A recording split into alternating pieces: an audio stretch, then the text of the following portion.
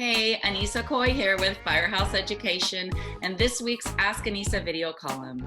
And first thing that I want to do this week, you guys, is I want to check in with you and I want to ask you a question. How are you doing out there? How are things going?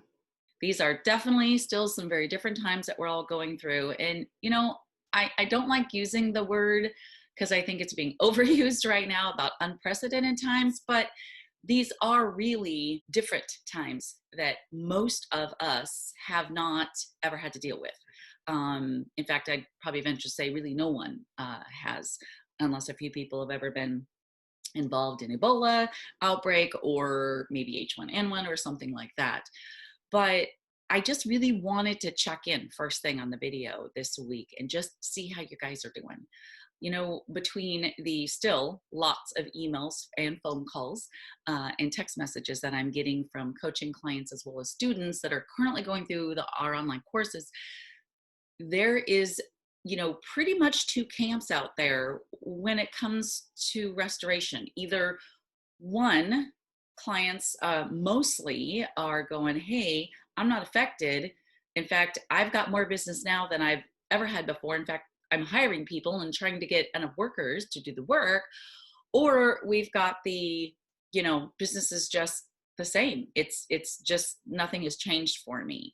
There's been very few people that we've actually talked with that or have reached out to us that are actually having financial troubles in our industry, which is, but should make us all feel pretty good about the industry that we're in right now, realizing that, we are definitely essential, and our business, being that we primarily are doing insurance work, is kind of unaffected when it comes to economy. Now, this is different because this is not just economy that we're dealing with, but we're also dealing with people's, health and the mental state of panic and fear that we have going on out there. So today, what I want to talk to you about on the column is I want to talk to you about what you're doing out there right now as far as your attitude, where you're at, and how are you portraying yourself to your client.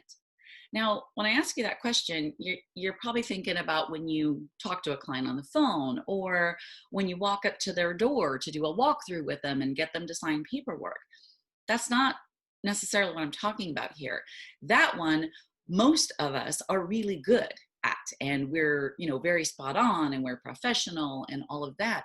What I'm talking about is what you're portraying to your client before they actually sign a contract with you, or possibly even before they've ever contacted you. Okay. What I mean by that is I'm talking about your social media.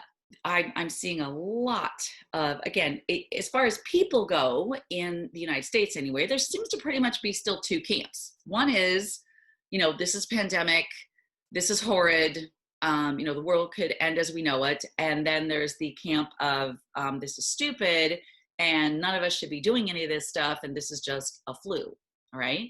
There's a few people in the middle in there. How are you portraying your attitude and your concerns as a person on your Facebook, on your social media, your Instagram?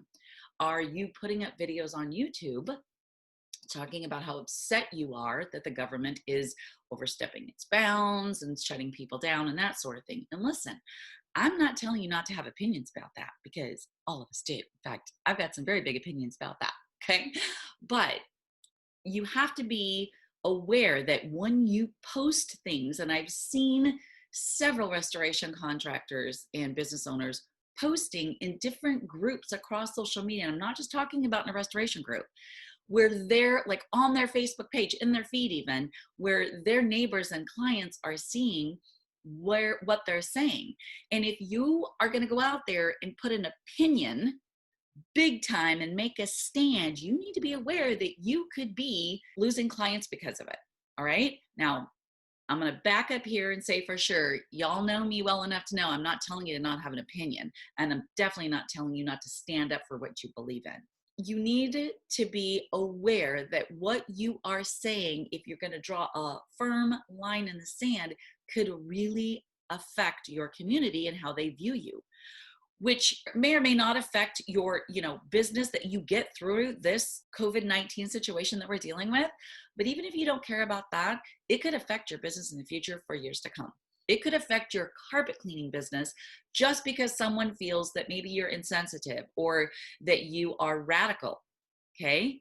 So again, I'm not telling you not to have an opinion, but you need to be aware that as a business owner, as a community support in this kind of situation, which is exactly what we are in this industry, you have a bigger responsibility. And sometimes with that bigger responsibility comes you not publicly in a forum voice some of your, let's just say, opinions. Okay. So I just want you to be aware that now some opinions that you voice strong could actually benefit your business, and it can bring you more business because people feel you're taking this serious, or people who feel that this isn't serious, that they're in line with you. So just be aware that whatever you do, it is affecting your business, and not just right now, but it is affecting your business in the future. So be very aware of the message that you are portraying in social media. And if you're not portraying a message, which a lot of you aren't, you're just being quiet, that's not necessarily good either. Okay. One of the things that would be hugely beneficial to your company, as well as clients and just people in general, is to just provide education and let people form their own opinion. Okay. You should be doing that. YouTube right now, should be doing YouTube. Well, you always should have been doing YouTube, but right now more than ever. Okay. But you providing education, you giving people facts and data is what is so amazing right now. And it's what can skyrocket your business in the future. It's what would help you create what we call that monopoly, where your competition is irrelevant and doesn't matter because you are just that stand-up person in your community, the go-to person. And people will remember that what you did was not necessarily push on them your opinion, but what you pushed on them, gave them, provided for them was education and data and facts, and then let them form their own opinion. All right. So I just feel like that was an important conversation, you guys, for us to have today. And I've had this conversation many times in the last few weeks with restoration business owners because they've reached out to me, been concerned and not sure how, they should be portraying themselves one way or the other to their clients. So to me, the safe thing, the good thing, the thing we should be doing is, again, going back to those fundamentals of providing the education, the data, the facts. Let your clients form their own opinion. Then they'll know that you're there for them and that you can help them through any circumstance.